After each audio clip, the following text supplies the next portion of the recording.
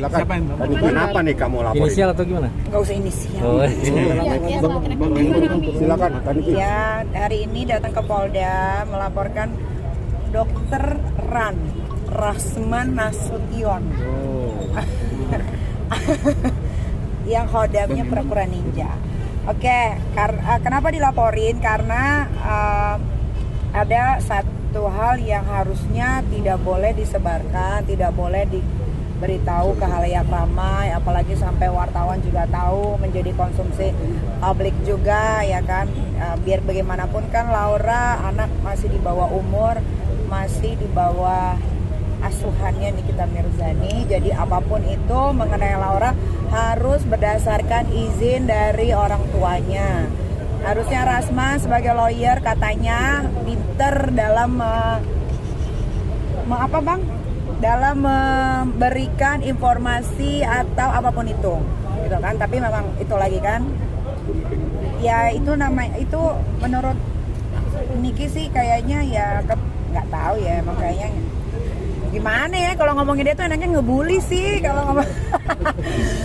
Jadi ya mungkin itu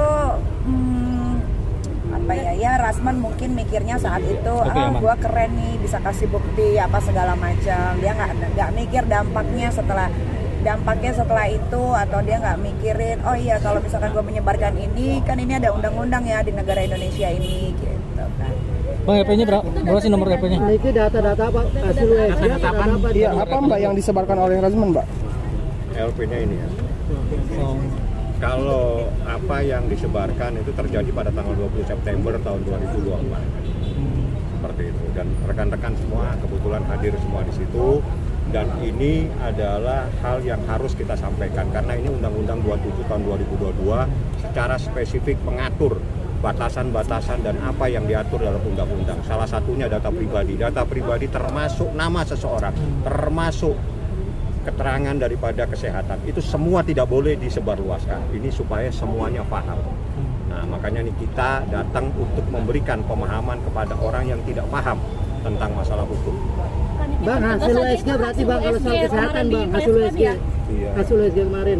Hasil yang di tanggal 20 ya, tanggal 20. Ancaman hukumannya berapa, Bang? Bukannya punya impunitas, Bang. Kenapa? Pengacara bukannya punya Nanti dijelaskan saja, dijelaskan, dibuktikan kan gitu. Iya, pengacara punya apa? Imunitas. Tapi kan itu anak-anak siapa? Fadel juga termasuk dilaporkan sih? Iya dong. Bang, jadi terlapornya 2 orang. Ada juga Bang. Dilaporkan. Terlapornya siapa aja Bang? Yang dilaporkan itu identitasnya Ran dan kawan-kawan. Fadel juga termasuk kan Fadiki dalam laporan terbaru ini? FAB termasuk. Oh, masuk. Berarti hanya ada 2 orang nih. Banyak. Oh, termasuk keluarganya yang kemarin dia bikin Pokoknya gini, Nanti lihat aja. siapa yang ada yang bisa terbukti dalam proses menyebarkan data pribadi seseorang, itulah yang nanti akan menjadi bagian dari persoalan hukum ini. Seperti itu. Ancamannya, Bang? 4 tahun. Lagian Rasman yang enggak aja orang anak masih di bawah umur kos ada USG-nya. Kan belajar lawyer di mana sih sekolah? Siapa yang ngasih gelar Rasman ini sih nggak ngerti. Artinya juga itu anak-anak akan nyari tahu, Mbak, USG-nya di mana tuh? Ya itu nanti bagian dari proses penyelidikan dan penyidikan. Jadi pasti akan ketahuan. Itu data dari mana, dapat dari mana. Karena begini, berdasarkan data yang ada sama saya, Laura tidak pernah menyampaikan apa-apa. Kak Niki, besok bakalan datang ke Polres juga nggak sih Kak Niki? Soal pemeriksaan Fadel. Bang, berarti Mau datang ke Polres juga nggak besok? Kayaknya nggak dateng, Bor. Kenapa? Kan Bang Rasman juga bilang katanya Kak Niki suruh datang gitu, gimana Kak? Mau ngapain Rasman? Bau. Ya, kalaupun gua dateng, gua nggak mau deket-deket sama Rasman. Mesum. Kemarin sempat nantang juga soalnya dia. Kemarin bilang katanya musuh-musuh itu prank doang katanya. Prank palelu, dia pikir kan katanya itu telepon kan, katanya kan video. Iya kan, nah itulah Rasman tuh memang aduh. Atau lah aku speechless kalau ngomongin si pura-pura ninja itu. Tapi bakal tetap ngawal kasusnya Fadel juga yang iya dilaporin dong, iya dong, itu nggak sih, Kak? pasti.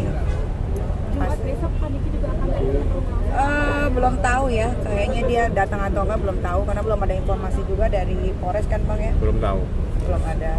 Tapi sejauh ini di pihak Fadel udah minta komunikasi dengan Kaniki nggak soal pelaporan itu? Mau ngapain? Mau ngapain minta komunikasi sama gue? Ada aja. Berarti nggak ada kata maaf ya Niki buat Fadel dan Ibu? Nggak ada sama sekali, nggak ada. Oke, yuk. Yang diharapkan Kaniki Kak, apa mungkin? Yang Laura diharapkan gimana? Kaniki mungkin Sekarang gimana? kondisi Laura sendiri gimana kan sekarang? Oh, iya. Laura aman, dia masih di safe house. Tadi juga hari ini dikirimin buku untuk dia baca, untuk dia belajar. Karena kebetulan memang Laura kan anak yang pintar sekali, dia IQ tertinggi. Dia juga berangkat ke UK itu bukan karena beasiswa, nggak ada di UK itu beasiswa tetap bayar karena dari hasil otaknya sendiri belajar. Jadi tadi habis dikirimin buku, terus dikirimin kacamatanya juga. Pokoknya keperluan dia selama di sana untuk belajar. Karena kan di sana nggak nonton TV, nggak megang handphone, nggak bisa berkomunikasi dengan siapapun kecuali ya. Kaniki tapi udah mulai komunikasi udah baik belum sama Niki? Kalau komunikasi secara langsung belum, tapi pasti sama apa Bang yang jaga? Dari unit perlindungan perempuan dan anak. Iya, biasanya mereka yang menyampaikan keadaannya Laura hari ini bagaimana gitu, karena kan biar gimana pun Laura masih shock dengan keadaan yang sekarang ya kan, mungkin dia harus beradaptasi lagi dengan lingkungan yang baru. Kalau yang kemarin kan lingkungannya dakjal ya, jadi kalau yang ini kan udah enggak, jadi dia harus beradaptasi lagi, mengontrol semua emosinya yang buruk-buruk gitu kan. Ini masih dalam tahap, kalau dibilang pengobatan ya memang pengobatan, karena setiap hari ada psikiater, ada psikolog juga mendampingi dari perlindungan perempuan dan anak. Masih kesulitan nggak mendekati Loli sendiri untuk berkomunikasi secara sudah bisa komunikasi tapi mungkin memang yang ringan-ringan saja gitu. Kalau yang udah masuk ke masalah ini dia masuk belum. masih ini nggak sih suka kesal marah dengan sama Niki sendiri? Nggak ada ya? Enggak. Kalau itu karena kebetulan saya yang hadir dan saya yang menemani pada saat proses visum. Itu visum berjalan tanpa saya dampingi, bahkan dia minta semua keluar. Artinya dia dalam keadaan tenang, dia dalam keadaan paham apa yang dilakukan oleh ibunya. Karena berkali-kali saya katakan apa yang dilakukan oleh mamamu dari apartemen sampai di saat ini adalah untuk perlindungan pada kamu, untuk memberikan perlindungan dan keadilan buat kamu, itu yang kamu paham. Mungkin dia memahami karena itu yang selalu saya sampaikan pada saat saya bertemu dia. Nah, pada saat dilakukan visum, dia datang sendiri tenang, dia tidak teriak-teriak, jalan sendiri masuk ke tempat. Setelah itu semua disuruh keluar, hanya dokter. Jadi ada Edwin pun disuruh keluar. Artinya dia ingin sendiri, ingin tenang sendiri. Dengan demikian maka Laura lebih tenang keadaannya dan lebih bisa menghadapi persoalan. Artinya komunikasi dengan abang sudah lancar Bang ya? Ya, waktu itu komunikasi lancar. Kalau kemarin supaya saya tidak mengganggu proses visum, setelah saya lihat saya serahkan kepada dokter karena itu menjadi bagian dari dokter. Saya sama Edwin ada di luar. Kaniki katanya Laura belum sih Kaniki? Laura belum boleh dijenguk. Kaniki sendiri sudah mengetahui hasil visum Kak? Sampai batas waktu yang tidak bisa ditentukan. Kalau emosinya sudah bisa terkontrol dengan baik, baru bisa. Oke. Kaniki sendiri sudah mengetahui hasil visum Kak?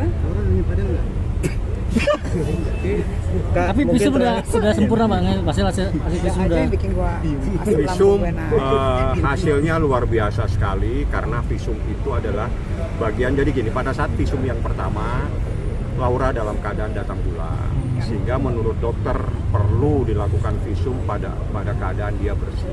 Seperti itulah. Jadi itu bukan apa. Jadi supaya paham semua, Lin kok ada visum 2 kali. Visum yang pertama karena dia barusan dari apartemen langsung divisum karena memang begitu kewajibannya. Tapi posisinya dia pada saat itu datang pulang. Sehingga dokter bilang lebih baiknya kalau divisum lagi. Nah, itu visum yang kedua inilah dalam keadaan visum yang sangat sempurna dan kita sudah tahu semua hasilnya. Reaksi Niki gimana?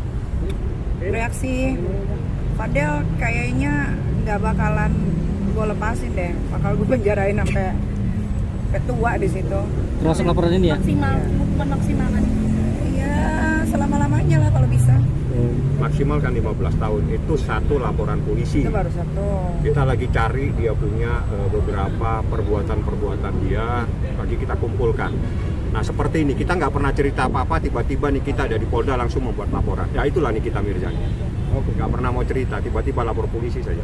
Kenapa nggak sekalian di Polres aja sih kak? Kan di Polres udah ada laporan, terus Ya. kenapa sekarang di Polda gitu? Jangan diganggu yang di Polres, biar mereka konsentrasi sama kasusnya Laura ini. Gitu. Bagi-bagi. Oke. Itu nanti urusan penyidik lah. Itu urusan penyidik.